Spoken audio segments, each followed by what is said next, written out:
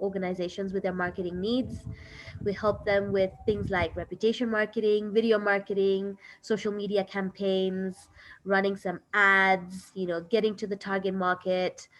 So, I mean, we've got various different products and services, but we're really happy to help different organizations. And thank you for being here. We normally host this with Eunice of My Biz Marketer. The coffee chat happens once in a month, and we also have a webinar happening once in a month as well. So we've got two different webinars happening. And if you'd like to know more about it, of course, you can just let us know. We will email to you all the new things that are happening. No, I'm not at an airport. Just airplanes just flying around over here, close to an airport, but not at the airport. But yeah, I'd like to welcome everybody, and looking forward to all your questions today, because we've got Kanyi. But before I introduce Kanyi, Eunice, you can do an intro. Yes. Hi, everybody. Eunice Nyandat, founder of My Biz Marketer as well as MBM Africa. So My Biz Marketer does the go-to-market strategy, product development, product management for startups. We also support SMEs with their efforts in marketing. And for MBM Africa, we help African founders commercialize their ideas. I'm so excited that you guys are here to hang out with us and talk about sales and marketing. Today's chat's focus is in design and branding and what that has to do with marketing and sales. And we are happy to have our friend and partner, Kanyi Ohawa, here today. Thank you so much, Kanyi, for gracing us. So I'd want to have Kanyi introduce herself and her business. Kanyi, over to you. Hey everyone, I'm going to start my video so that, briefly. Hey everyone, so my name is Kanyi Ohawa from All and Sundry Limited. I founded All and Sundry Limited 17, maybe 18 years ago, if you're counting 2020. And my specialty is graphic design and branding. I've become very passionate about branding, especially for startups and SMEs, because that's where I see the biggest gap, because typically these people we typically don't tend to have the budgets required to do what we think is a good branding job. So I'm kind of trying to bridge that gap. Thank you. I'm so excited about this. Awesome. Welcome, Kanyi. Can I kick us off with the question, right? Why is branding and design important in sales and marketing? Oh my gosh. It's everything. It's literally everything, because if you're not branded, who'll know who you are, what you stand for, what you're selling, how you're selling it, who you're selling it to, So it's one of the most important components in marketing, because it gives you an edge. Remember, there's nothing new under the sun. So it gives you an edge over your competition and anyone else who plays in your field. And I hear a lot of resistance in new businesses, wondering why it's important, and in designing or figuring out what their brand's going to be. All they want to do is just get started, right?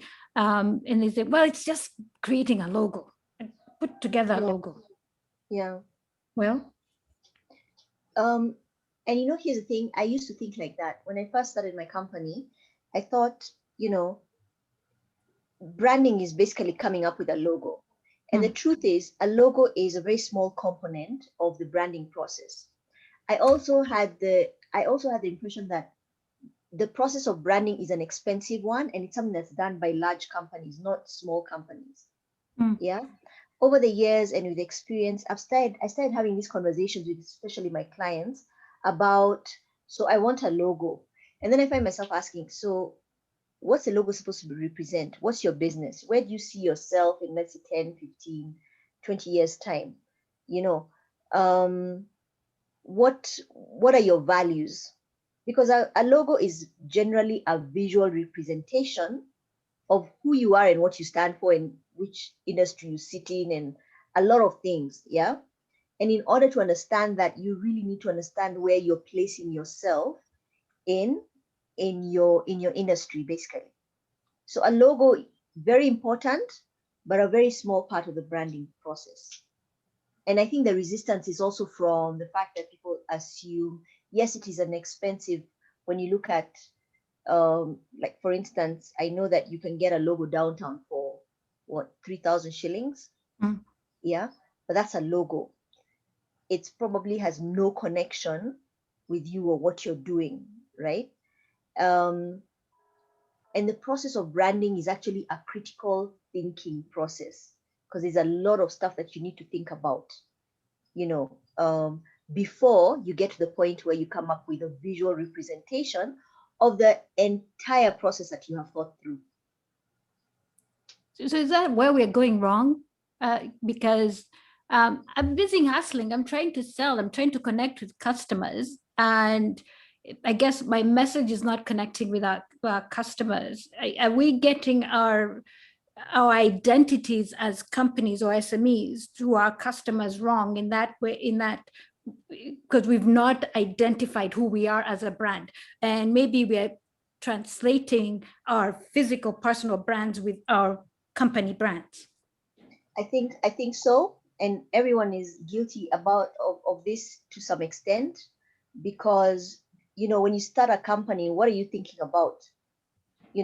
Or what's your most important thing? Your most important thing is, I need to make sales, right? But perhaps if there's a conversation, and maybe we also are to blame, because sometimes I don't think the blame lies squarely on the client.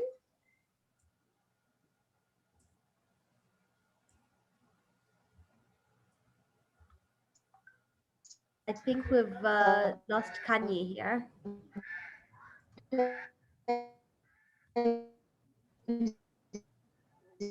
Kanyi, I think you're hanging. Because we did. Have you gotten me back? Yes, we can hear you now. Yeah. Got me back? Yes. Sorry. Where did you lose me? The beginning. Maybe I'm not sure where I got lost. Anyway, but what I was saying is that sometimes maybe we're not, the client is not the one to blame. We're also to blame because there's a lot of education that we need to do for our clients to make them understand the importance of doing the entire branding process, that it will actually make it easier for you to sell if you've identified who you're selling to and what is attractive to them.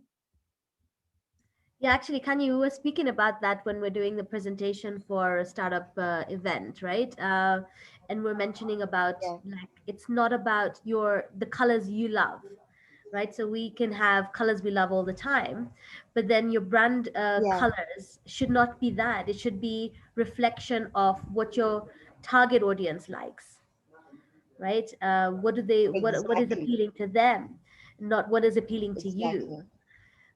So in the branding and the name of the company as well, think about it maybe in the long term. But Kanyi, maybe you can explain like a couple of the colors and what they mean for people. Give a couple of examples, like maybe company examples, and why they use the colors they use. Yeah. Okay, so I'm not sure whether everyone is aware of or has heard of color psychology. What it basically means is that color has it affects people in specific ways. For instance, we know that red means danger, or be ready, or stop, right? It's very eye-catching, it's very powerful. We know that purple is considered the color of royalty. Yeah, we know that blue is considered a cool color, and we have what we call cool and warm colors. Now, when you're picking a visual identity for your company, and you're looking at colors, you also look at your industry. For instance, look at banks. Banks are financial institutions. They are considered to be very proper and very, they need to give you a lot of confidence, because they're basically keeping your money, right? And you find that banks tend to pick very cool colors. to kind of calm you down. There's the grays, the blues. Lately we've seen a break from the tradition. So you find people like NCBA doing the whole green and black thing. Yeah. Green is considered a color of growth. Yeah. Black is solid, it's dependable. It can also be morbid. So most colors have a plus and a minus that goes with them. So you have to be very intentional about like the colors that you're picking for your visual identity. Now, if you have a huge budget, you might want to be completely maverick about the colors that you're picking and maybe not pick the colors that are standard in your industry. But you need to have a budget that you're going to need to push that down. You're going to need to put it in front of your customers regularly so that they get used to it and they start associating those colors with you. Or you could go the prudent way, which is pick colors that are known in your industry. For instance, if you're in agriculture, for instance, you find people use a lot of greens, browns, oranges. Those are what you call earthy tones. Yeah, it just helps someone in the mind make the link between what you're doing and where your industry sits. Thank you, Rima. This is really helpful. Yeah. So you can see that colors have different meanings. Red, excitement, strength, love, energy. Orange is confidence, success, bravery, sociability. Yellow is considered creative, happiness, warmth, cheer. By the way, you find a lot of restaurants, especially fast food restaurants, will use the reds and the oranges and the yellows because those colors, when they're combined, kind of make you feel unsettled. Now, what is a fast foods restaurant main job? To sell as much food in the shortest time possible. So they don't want you sitting there all day, So you find that they pick colors that deliberately make you, one, they increase appetite. Red and orange are known to increase appetite. And two, you're not going to be very comfortable in that area. Yeah, you're going to want to move along after a little while. Now, those are not things that when you're going into an establishment that you're really thinking about, but trust me, someone has done the research on this and has thought about it. And so when you're thinking you're making what you call free choice, sometimes you really aren't. It's actually something that has already been decided for you based on the colors that you're going to pick and what they're going to make you feel. That's great, Kanyi. I love that. And we've got Evelyn Wanjiku saying, putting it another way, a brand is the personality of a product. Well, a brand is more than a personality as well, I think, can you remember we were mentioning about this as well, that how do you relate a brand to what they believe in? What do they stand for? Right?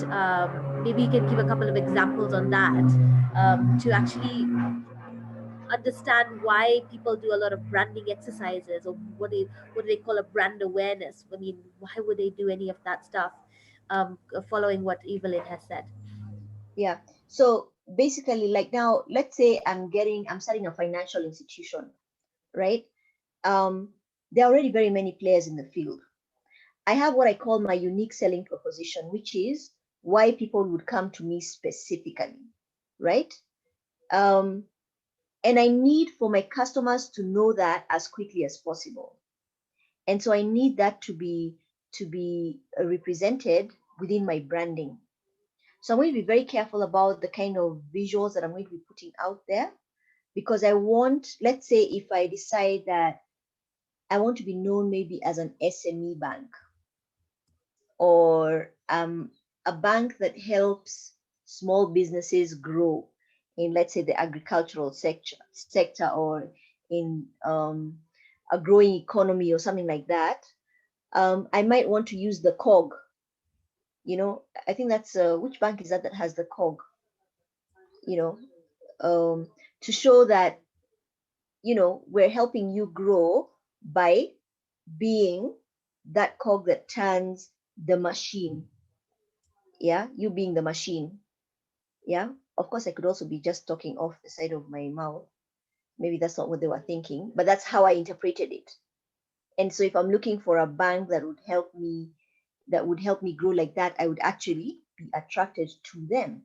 So if I'm starting a company on anything, or if I'm in a certain field, I will naturally look at what is the problem that I'm trying to solve for my customer, and make sure that I have a visual representation of that. And that's why you find logos or brand identities tend to be very um, industry specific. For instance, if I have an eco company, I'm doing eco products, I might have the recycling something on it. Or if I'm an agricultural company, you find a leaf or something that represents greenery or growth or plants or agricultural products. If I'm a vet, you find some sort of animal, maybe a cow, a goat, or whatever it is that I mostly deal with, because you want for your customers to make the shortest possible jump between your visual identity and what you do. And then you also want people to have a very good idea of what your personality is, because people don't buy products, people buy people. Yeah. And that's why we try and personalize as much as possible our brands. Yeah. Thank you, Rima. This was a very good illustration of why a brand is important. Yeah. Good example, Java. Java sells coffee. Everyone can make coffee in their house. We all know the basic ingredients of coffee. There's water, there's coffee. Sometimes there's sugar, and sometimes there's cream, and sometimes there's milk. But coffee is coffee. But why is it that you are happy to go and buy the Java one, which will cost you maybe almost 400 shillings, and leave your coffee in the house, or the unbranded one? And it's the same exact thing. You're buying into the Java culture because somehow they've convinced you from their branding that their coffee is superior. It is better. It makes you feel a certain way. You become a member of a club when you're drinking their coffee. Does that kind of make it clear, Rima? Absolutely, absolutely. You bang on. Like somebody who's not branded versus somebody who's branded, and Yeah, then what it's your actions that would actually tell somebody about who you are, not just about what you say, right? So sometimes you can say something, they're like, "Oh, I'm the best coffee in the house," and this is what it is. But then when you come there, we give you best service, and when you come there, the experience is completely off. So then of course your brand is what you're experiencing, not just even what you're saying to somebody as well, right? So it means yeah, that in your brand, your what you say and what you service has to match, yeah, right? that's So true. if you're saying one thing and you're not actually delivering on that, the real credibility will be what the experience of a customer would be, not what you're saying. As much Yeah, as you shout out loud, you can advertise all about it, but then what the customer says is the end at the end of the day, right? So if someone comes into Java and they have a really nice kiddie corner at the side where the kids are playing while the adults are having their discussions or their meetings, so that culture already is in there. But if they were saying that, um, it's only an adult's place, and or only the kiddies are there, and then there was no kiddie space there. So again, you're not matching what you say to what your actions are. So in branding, that's also really important, right? In terms of your value proposition. So but it's a great way of actually looking at it, in terms of your own business as well. Yep, yeah. I wanted to add, if presented with those two cups, which cup are you likely to pick up and drink out of, right? That other cup, you're not sure what's in it, right? You're confident that the people behind the cup with the branding on it have made you a great cup of coffee, so you are likely to pick up that coffee, that the coffee cup that's branded versus the coffee cup that's not. So That's that's the power true. of a brand.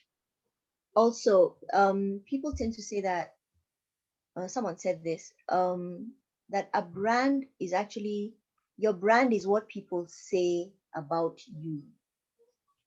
Yeah. Yeah. But what we're trying to do is to kind of guide that conversation. So be very intentional about the experience we want to give our clients, about the visuals we want them to associate with our brand, about the language that we use when we are speaking to them, about the contact points that they have with our brand. So you kind of guide that conversation, and that's actually what branding is. So it's usually it's a continuous process. Absolutely. Absolutely. Yeah. We have a bunch of questions in the chat. Rima? Yeah, let me get on with it. There's one from uh, Yevu Carissa. Does one need to trademark the branding logo? Oh, yes. The short answer Why? for that is yes. And the reason is, imagine, I'm not sure what Nyego you do, but let's say I've just started a company and I'm doing this innovative new product. I'm new in the market, and the product is also new in the market. And I have an identity, and I'm doing very well. And you know what happens when you start doing really well with a product that's new?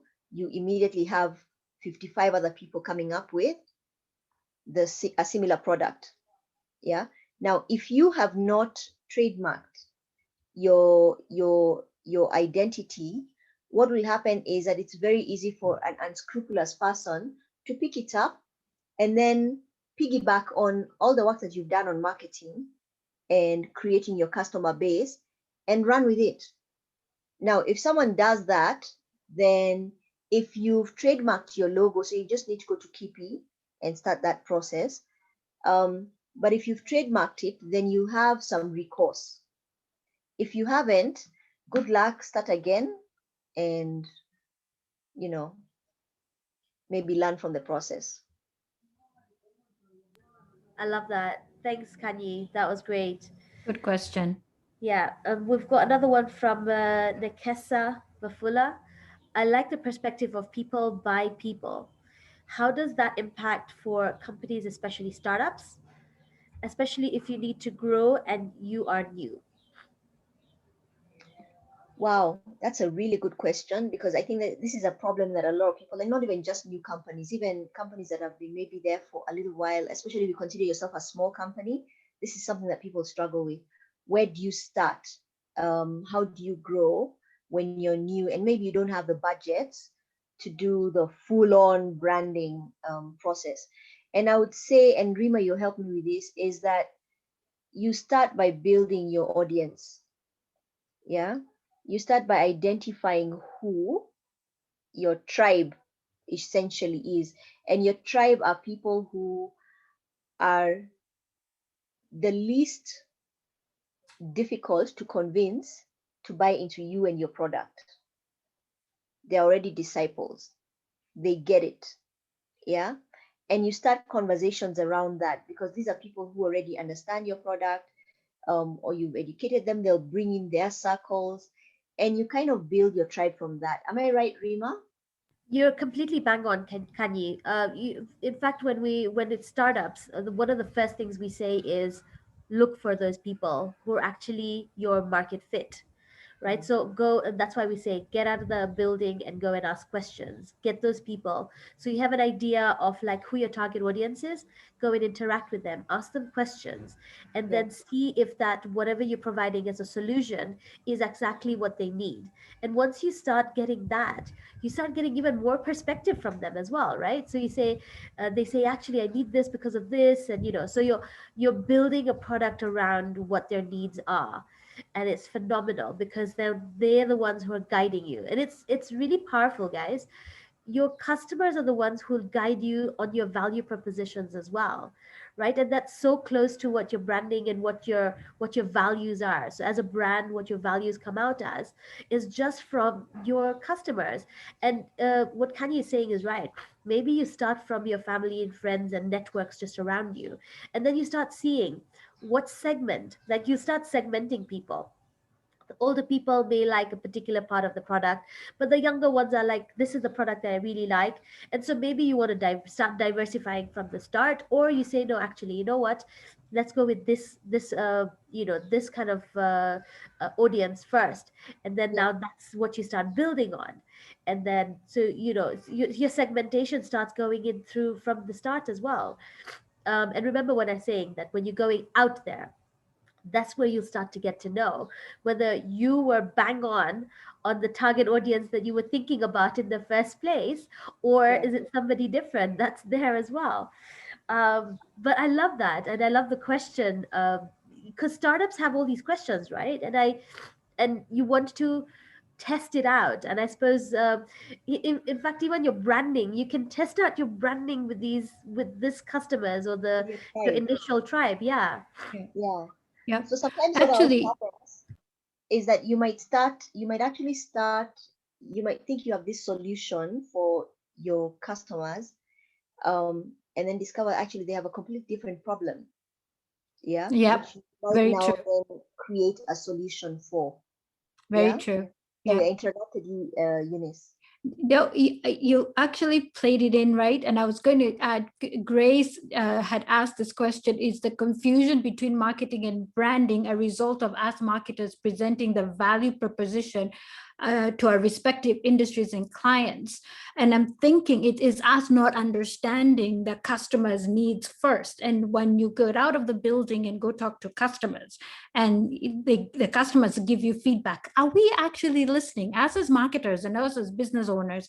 Are we actually listening to what our customer needs are, and then going on and drilling down and segmenting based on those needs, so that when you put out a message and you're marketing out to that segment, you're spot on, and the customer connects with your message and they buy because you actually got what their needs are, right?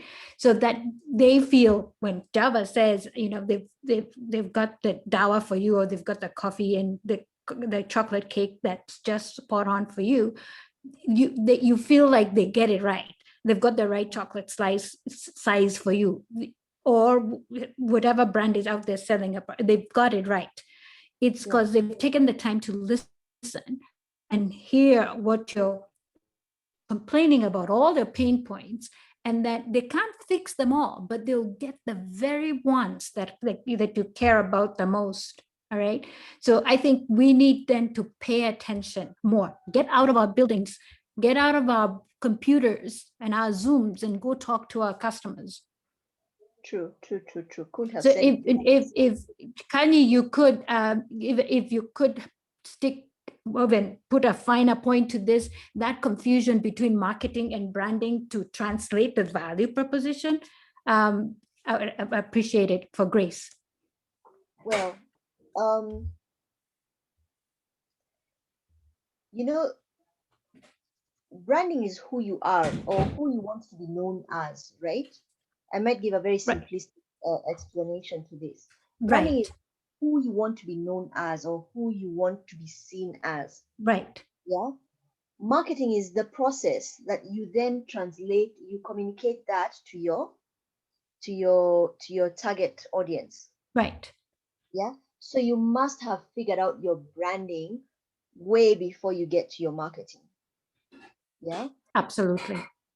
And I think sometimes there's also a space for where you have, let's say you've created this little niche, or what you call your small tribe, your little group of disciples, people who will always pick your brand. Yeah.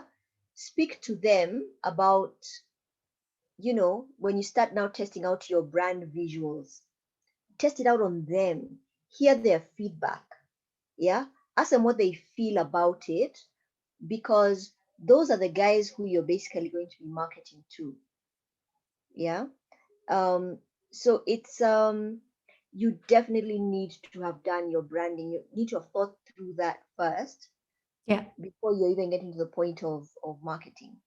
I get this visual of, I'm going for a job interview and I'm totally dressed wrong for this job interview. So my branding is not right for the job interview I'm going for. So Exactly. okay, I get it. for instance, let's say I'm going for an interview at your oldest, most established church or bank. Yeah. Mhm. And I have the option. I'm thinking about what I want to wear for that interview, right? Mhm. Mhm. I'm gonna think about my customer, who is the guy who I'm hoping will hire me. Right. So I'm going to be dressing for them. Yeah. Now, Yeah. if I wear ripped jeans and some studded rings and you know, um, a boob top or a boob tank top, whatever they're called, Mhm. I'm probably not gonna get it. No. Yeah, because I have not represented myself appropriately to that target audience. Okay. So you must always, always, always first think of your target audience, and what you're creating is not for you, it's for them. Yeah. So how do we show up as a brand to our customers? And then what the message that we then deliver to them, is it in sync with how we show up? So we say we care about our customers, but when they call us, oh, they send us an email, we respond 2 weeks later, or we don't even answer the phone. And yet we say we care about our customers. Yeah, that's absolutely true. So you have to make sure that whatever promises that you make to your customers Right. as part of your branding, Yeah. you keep them. Got it. And that's why you have to spend so much time thinking about this. What do I want to be known as? Because a lot of people have very generic mission and vision statements Yep. that they've not really thought through, and they think they sound good and they sound impressive. But when you interrogate like 2 minutes into the conversation, you realize it actually doesn't mean anything to them. Yeah. And you start that, there's that disruption, there's that disconnect. So me as your customer, I'm thinking, gosh, if they can't even answer the phone, Mm-hmm. or they won't, they're trying to shaft me on this, Mm-hmm. I can't trust them, yet they're saying they're my trustworthy partner. Yep. So you Got have it. whatever promises you make, you have to keep them. Got it. Actually, Got bang it. on, Kanyi, on this. In fact, globally, one of the major issues in terms of marketing and in terms of the consumers is the trust aspect, right? If you're not able to be trusted, then you've got so many ads out there, but then everyone has a different perception of these different brands, because if they feel like you don't actually live up to the expectation that you've put out there, then they don't actually buy from you, right? um, Yes. in fact, one of the biggest things I realize as when I'm doing reputation marketing is that get from your customers the feedback and the reviews, so that it's from the horse's mouth, from your clients itself, that they're saying that, no, you know what, you guys are actually doing what you say, or I love what you guys doing, or you really care about it because this is what my experience has been. And let your potential customers really hear that or really see that. So it's not you just blowing a trumpet. It's your customers who are actually saying about what your services are like. So, and that's what builds the trust. The trust is not built from just what you're saying. It's built from what your customers are saying or reviewing about your products or your services as well, right? Yep. And that's really Evelyn has a question, and because we're doing all this talking, I'd like somebody else's voice on there. Evelyn, would you unmute yourself and ask your question, if possible? Well, hi everyone. Hello. So my question was, is it easier to brand a niche product than branding maybe like a mass-produced product? Because I find some type of branding, or let's say marketing, is very misleading, because you find that, let's say on some body lotions or face products, they are written like 100% organic or vegan, or lacking some elements that we should not be putting on our skin. But then that is misleading, because they still have some like elements of that. So is it easier to brand something that you can only produce in small quantities, or? I think maybe I'm struggling to answer that question because I've just discovered that I'm typically involved in branding of niche products. So maybe I might give you my biased opinion, but I think it is a challenge to brand every type of product because, like, for instance, let's say if you're branding a mass marketed product, yeah, you need to be able to brand it in a way that makes the customer feels like they're not part of the country when they're buying. They're a niche, even if they're not actually a niche. They're a niche. The niche is the entire country. Yeah. So my opinion is that it's probably just as difficult to brand a niche product as it is to brand a mass marketed product. And either way, you've got to be whether it's mass marketed or not, you've got to be 100% about it. And remember, like, you've got to create that trust. If people are saying about it that it's a fake, don't buy it, you start seeing that like the sales would drop because of that. Volumes will drop. Volumes would drop from that. So whether it's mass marketed or not, you've still got to be very trustworthy. And like I said, get your customers to start writing reviews about it. So and remember, I think everybody in here would at some point or the other done some review search. Yep. Search for They do. something to see if it's actually real or not, and what are customers saying about this particular product or service. And not just in the hospitality, for other, like the products that you're saying, which is like for beauty or something. If not been recommended even from your friend or family, you will not buy that product. If they say, this has actually done this to me, boom, you will not buy that product. You will wait until a better product is on the shelf before you actually use it. Even you're like, I need it, but I don't care if it's the wrong thing for me, right? So yeah, the marketing effort is the same for the niche product versus mass product. You still have to convince the customers to buy. So it takes off by what benefits that product has that takes traction in the marketplace based on how your customers respond to it. So that if that product has such positive feedback, then it takes off, whether it's niche or mass. That's all the dependence on the benefits on that product. And if we got the branding right and the message right, and they all connect and line up, then you've made it, right? But it still takes that amount of effort to get it going. True. okay, so SK, yeah, sorry, go ahead. Winfred has a question. Just after that was Winfred Woolley. I love the question. It's actually about brand repositioning. Winfred, can unmute yourself and ask your question so that Kanyi can hear it. And then SK will go next. And SK go next. Yeah. All right. Hi, everyone. Hey. Hi. Yeah, so my question was on a brand repositioning. So the question was like, if you want to carry out a brand repositioning of a product, let me use a government example. Let's say NHIF, for example. So assuming it is considered an old governmental insurance firm, yeah.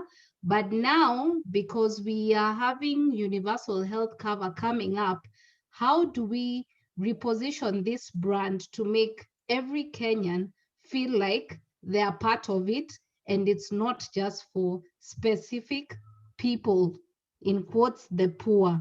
How do we make this brand a brand for every Kenyan and not only for those, yes, who are poor, in quotes? Wow. So first of all, you have to go back to your target audience. Yeah. Because it sounds like what you're trying to do is now make it all inclusive, right? Yeah. And there are certain perceptions that were already that have already been in place for a very long time about what NHIF is, right? So it means you first of all have to you have to do what we call a brand audit.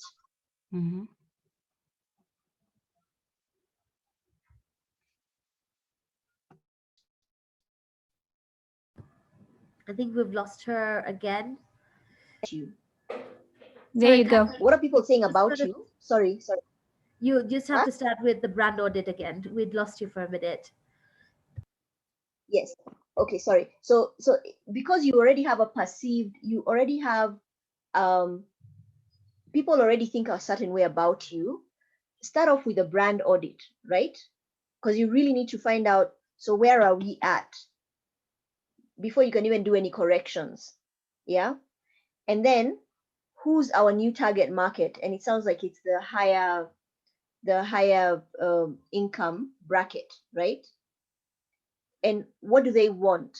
So that when you're creating communications around your rebranding or your brand or your brand repositioning, it is basically coming from the horse's mouth, as Eunice said. That would be the first place to start. Yeah. And once you've heard from your customers, even your future customers, then at least you know where to begin. It's usually a very difficult thing to do because you're trying to change a perception. Yeah. We all know how hard it is to change a perception. Yeah. I think KRA did something similar. Yep. They've been trying to reposition themselves as your friendly tax collector. Yes. Limited degree of success. Yep. I think they, getting Christmas cards from them is a bit freaky to me. You're so right, Kanyi. I think they forget that the imagery they still continue to provide us, and that's KRA or the government institute, is still the same one, even though the message has changed. Have you noticed that? Yes, and you know what it is also, and this is also relevant for the question that I was asked there, is that there's been limited education of your team.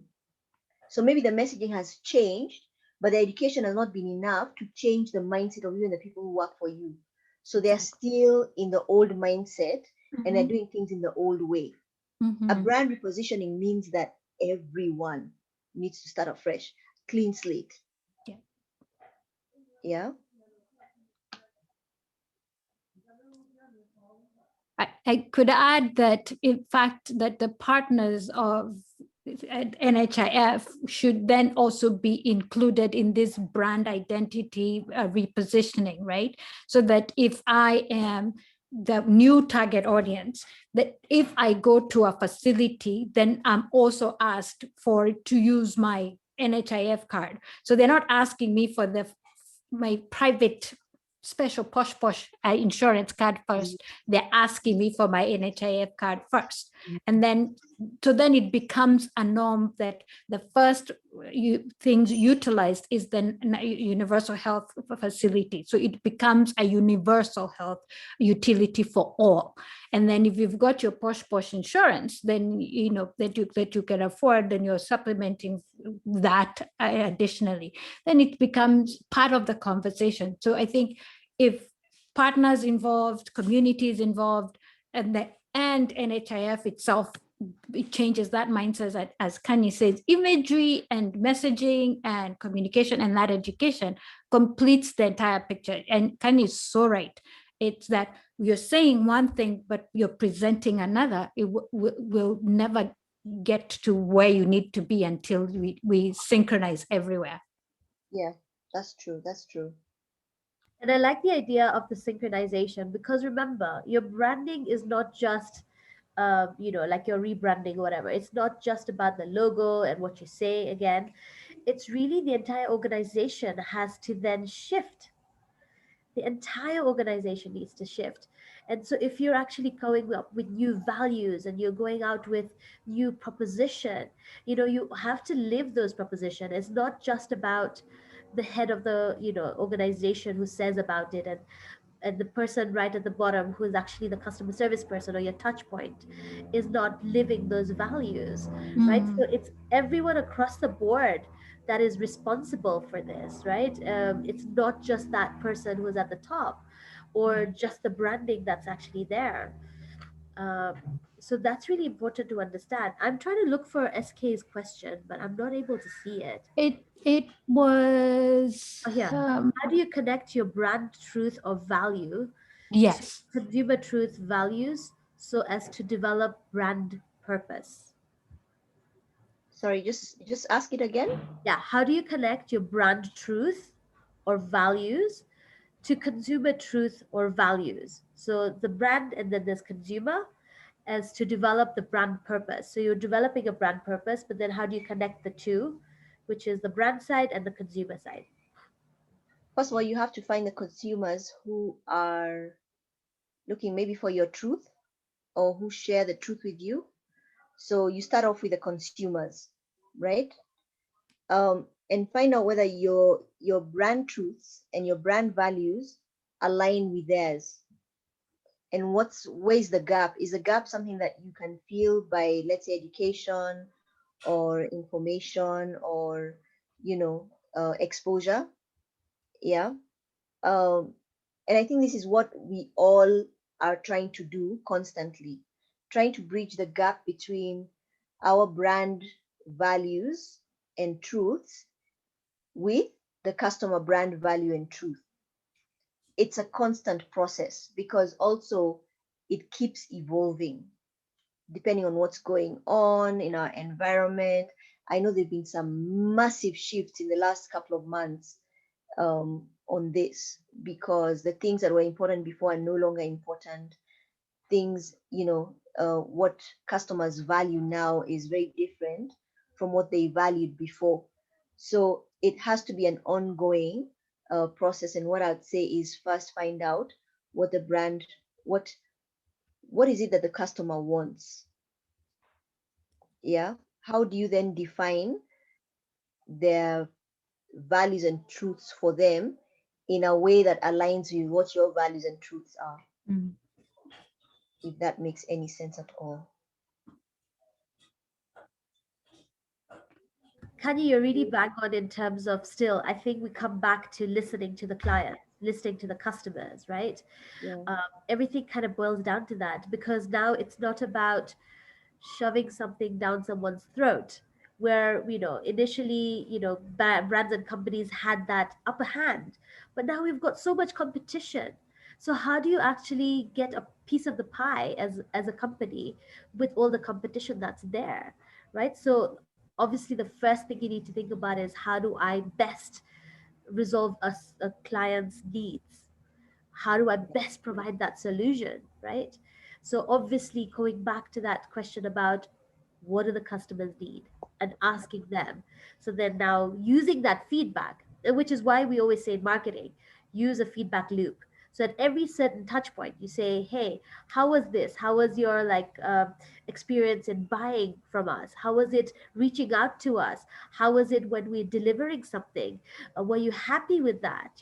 So you're asking them all the relevant questions because then in your process, where is it that you need to improve or how can you actually make it better? And that's when Yeah. innovation comes in as well, right? So again, asking, I know it's kind of broader and a little bit away from this, but you see, your brand actually makes that difference. So if you do make innovation, then your brand stands for that as well, right? So your brand stands for innovation and making sure that the customer has the best help they could need to get the solution that they need as well. Yeah. Um, I think sometimes, as business owners, sometimes we don't know what we don't know. Yeah. We might think that when you're looking at Hang it from on. a customer perspective, um, you think you know what the problem is, or you know where the disconnect is, but you'll never really know unless you're the customer. And that's why you have to keep talking to the customer, because sometimes they give you perspective that you had no idea about. Yeah. Absolutely. Yeah, Yeah, absolutely. absolutely. you think that this is what the client wants, right? And you're like, yeah, this is the value proposition, this is my values, this is whatever it is. And then the client is like, yeah, but that's not what I want, or that's what I need, so yeah, so you need to connect that too. That's how the connection happens. And I can see Grace's question was kind of around what we talked about earlier, which was whose job is it to uphold the brand promise in an organization, and how can the marketing help other internal stakeholders in internalizing the brand values. So maybe we can briefly speak about that. And I really want to jump into a bit of graphic stuff as well before we end the session. So yeah, go on, great. So whose job is it to uphold the brand promise in an organization? Who's the vision holder? I would say that that's where the buck stops. Yeah, with the vision holder. The vision holder is the one who came up with a brand promise together with a team. And the vision holder is the one who's responsible for educating the team in what the brand promise is. Yeah. So it's an internal thing. And I think I saw a question somewhere along, or a comment along those lines somewhere there, that it has to start internally before you go out, right? So we're saying this is our brand promise. We've done the branding work. We know who our niche customer is. We know what we want to sell them. We know how we want to sell it to them, and we know for how long we want to sell it to them for. But how are we communicating to them? Yeah. Every person who works for you is your brand ambassador. Your partners, your staff, anyone who interacts with your brand is your brand ambassador.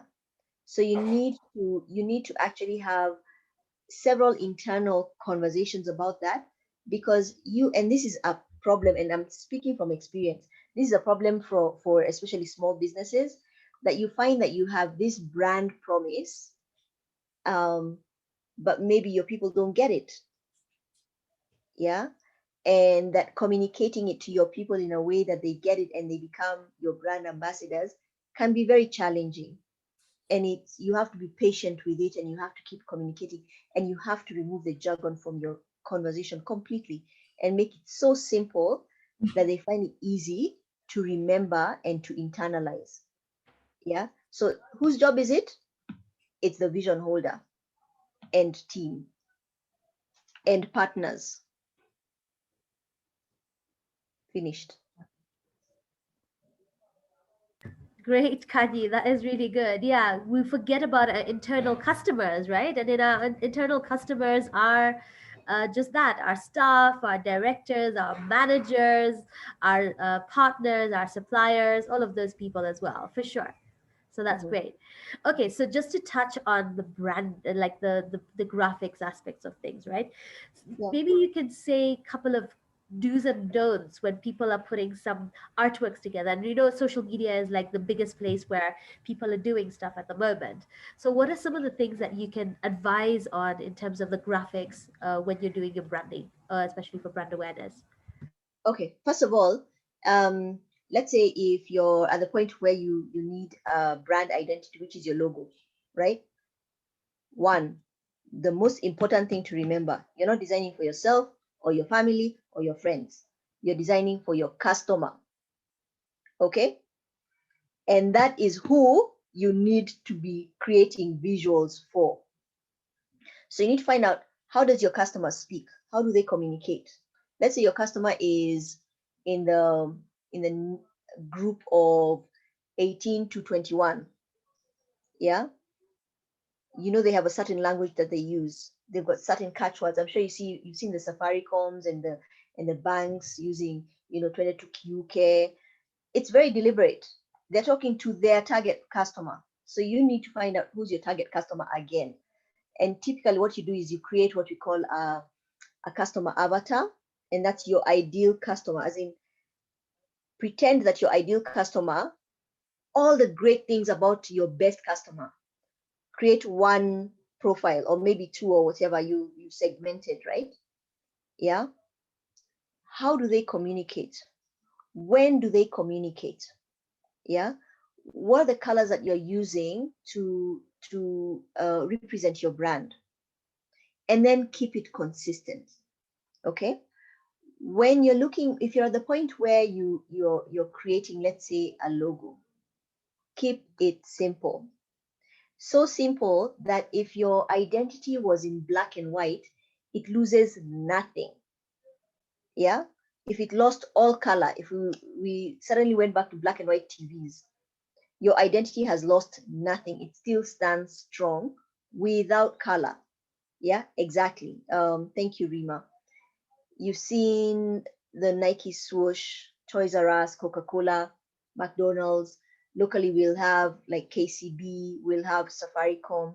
All of these identities do not require color for you to identify them. Yeah. Then they've gone further, one step further, and picked their colors. Like, for instance, if I asked, what is the predominant color for Coca-Cola? Everyone knows. Everyone. If you ask your grandmother, she knows. There's what you call the Coca-Cola red. Mpaka it has been, they've owned it, right? What is the color, the primary color for Safaricom? We call it the Safaricom green. Like if you're trying to describe a color to someone, you'll say the Safaricom green, right? Yep. You need something that if you were to put it on your website, or you put it on social media, on your Instagram page, or you're putting it on the side of a car or the side of a wall, the identity remains consistent, because the more you give a consistent message without any variations, the more it sticks into people's psyche. Yeah. So you have to be always consistent with your visuals. For instance, if your target market is, let's say, little kids, you're selling toys, let's say for small children, there's a certain language that you're going to use. Yeah. You know that you need to be a little bit more informal in how you speak. You need to keep it really clean and really simple. Yeah. It needs to be fun and exciting. Yeah. If you know that your niche is, let's say, the financial industry, it means if you use informal language, guys might be like, I don't know whether I trust them with my money, you know?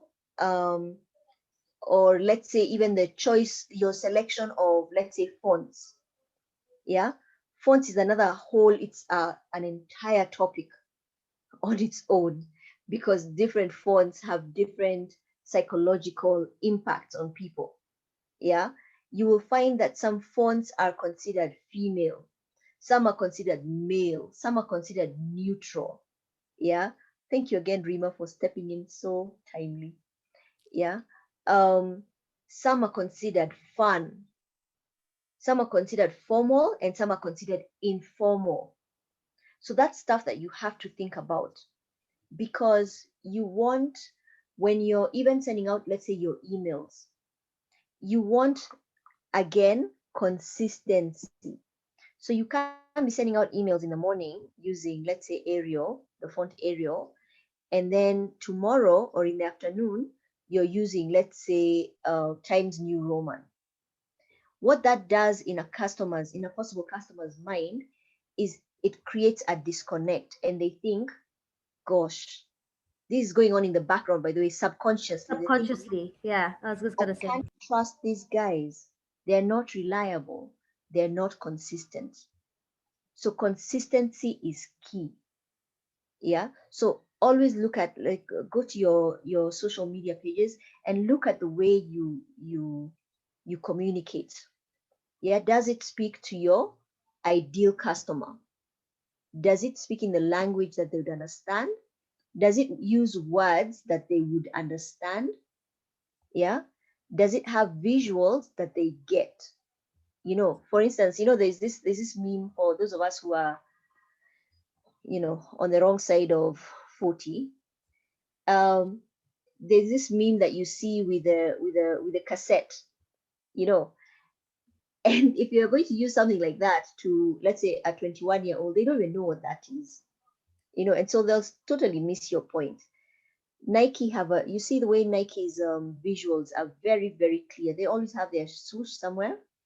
They have their message done in a blocky, solid black font, and then they have the product. Yeah, and they're very consistent about that. in all, if you go to their social media stuff, you'll see that there is consistency in how they put that out. Yeah. You just need, and you see, all of this stuff is not stuff that will cost you money, by the way. It's just stuff that you need to have thought about. Yeah. Obviously, of course, you can come to someone like me to help you think through it or to help you ask the right questions. But it's actually something that you can start looking at when you're driving around. Look at the billboards, look at branding of other companies and their signage and stuff, and start doing like an internal audit of them and ask, would I use these guys? Why? Or if I saw that logo somewhere, what do I think they do? In fact, that's a brilliant question to ask customers. If you look at my identity, what do you think I do? You know, what do you think I'm in the business of doing? You know, how does it make you feel? Yeah. It tells you a lot about what you're saying, sometimes even unconsciously, to your target market. Yeah. Have I answered that, Rima? Absolutely, Kanyi. Absolutely. Thank you so much for that. In fact, one of the things I realize about branding and, graphics is if you put too much, it is actually too much because people they can't put their head to what is it there, how many logos are there, which logo do I like look at, what information are we looking at, and sometimes it's and depending also on your media, right? So if you're doing like a street light, street pole Mhm. saying this is my brand, this is the information, or it's Or a directional, billboard. then yeah, and then make that information just that. Forget about all these other things that are there because my eyes will not settle on everything. Remember, I'm on the go, right? And we're constantly on the go, whether it's on social media or on the road or whatever. And if something doesn't catch our attention, We've lost you, we're Rima. out. We're out. Yeah, So yeah. Um, typically like for billboards and signage,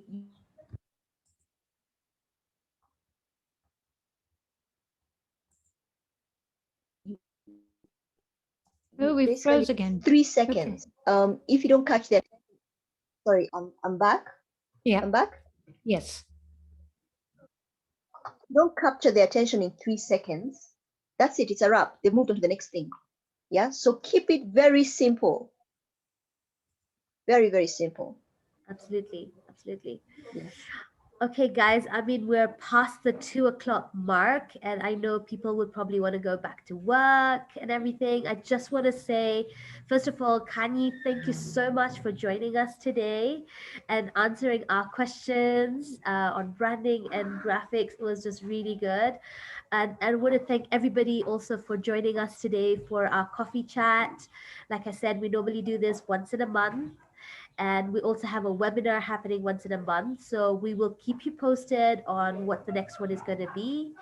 But I'm so grateful for everybody and your questions and your comments and everything that you've been able to say to us. If in case you have missed any of our webinars, we have our recordings, and Penina has actually shared the links to our YouTube pages where the recordings are. Please do go and like it, subscribe on it, so that if in case you've missed out on anything and a new one comes up, you're always able to get that information that's there.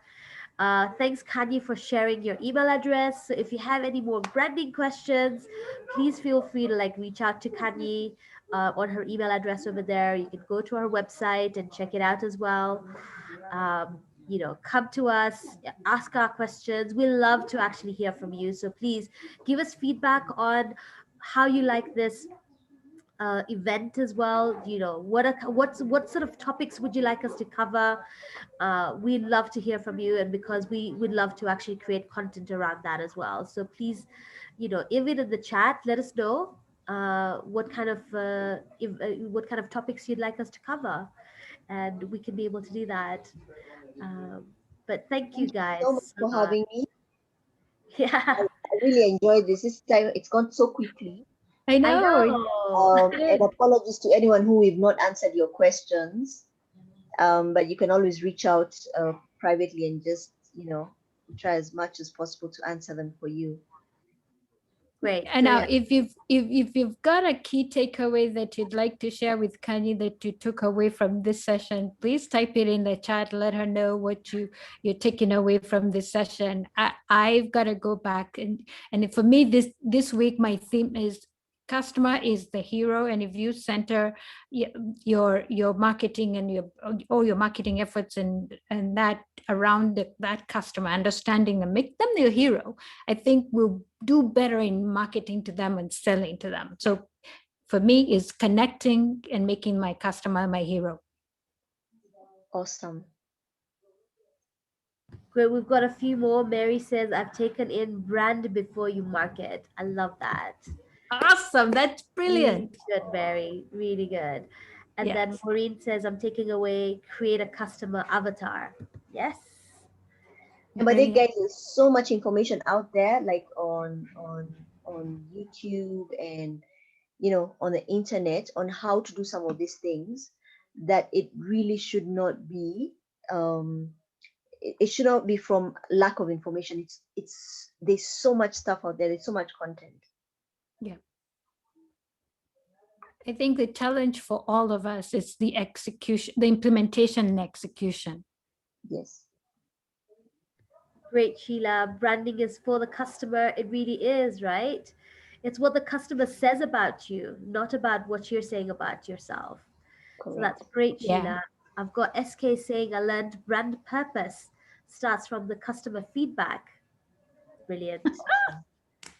Brilliant. You guys got it. You're guys just, phenomenal. Really good. I love it. Keep them coming.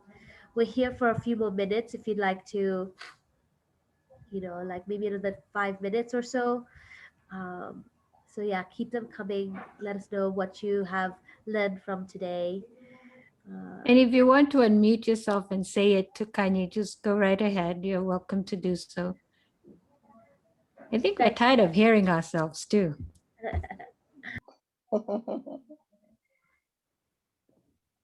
Thank you, Sheila. Thank you, SK, Maureen, Mary. Thank you, Kanyi. Kanyi, I don't know Thank whether you remember, this is Sheila. Good stuff. Thank you, Hi, Eunice. Sheila. I've learned Thank you, so much, Sheila. so much. Thank you. Thank you. I'll be in touch, Kanyi. I will. Awesome. Awesome. Okay. I have to drop off. Thank you, everyone. Appreciate. Yeah. Bye. Bye, Sheila. Bye. Patrick, thank you.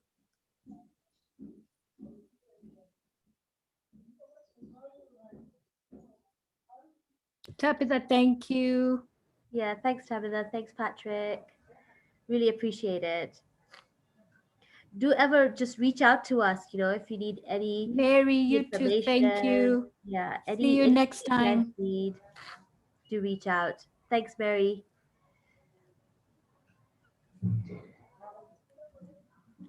Grace, you win the questions. You are amazing. Thank you, Grace. All right, people. I also need to drop off because I have another class starting. I was starting 10 minutes ago. Okay. Thank you, Kanyi. Thank you So so I much. better Let's do check this again. into that. But thank you so much. This was so much fun. I can't believe how fast the time went, and I hope everyone learned something that they didn't know before. All right. Absolutely, Yeah? we did. Thank you right. so much, Kanyi. Really Bye, appreciate Kanyi. it. Okay. Bye-bye. Bye. Bye. Bye, Roy. Bye, Kanyi.